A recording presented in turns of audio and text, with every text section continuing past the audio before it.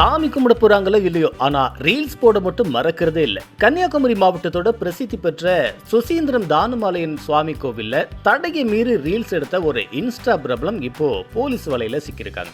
இன்ஸ்டாகிராம்ல மதுமிதான்னு ஒரு பிரபலமான பொண்ணு நம்ம சுசீந்திரம் கோவிலுக்கு போயிருக்கிறாங்க. அங்க இருக்கிற அழகான கலைநயமிக்க சிற்பங்களுக்கு முன்னாடி நின்று நம்ம ஊர் வைரல் பாட்டுக்கு ஒரு ரீல்ஸை தட்டி விட்டுருக்காங்க. அது இன்ஸ்டாவில் வைரலானது தான் ஆரம்பிச்சது விவகாரம்.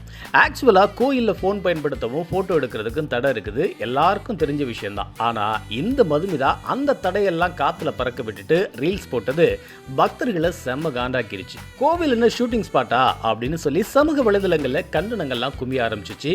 இதுல விஸ்வ இந்து பரிஷத் அமைப்பினர் ஒருபடி மேல போய் கோவில் புனிதத்தையே கெடுத்துட்டாங்கன்னு சுசீந்திரம் போலீஸ் ஸ்டேஷன்ல ஒரு புகாரை தட்டிட்டாங்க. அந்த புகாரை ஏத்துக்கிட்ட போலீசார் இப்போ அந்த இன்ஸ்டா பிரபலம் மேல தீவிரமான விசாரணை நடத்திட்டு வராங்க. லைக்ஸ் வாங்குற ஆசையில இப்படி பண்ணி இப்போ போலீஸ் ஸ்டேஷன்ல வரைக்கும் மேட்டர் போயிருக்கு.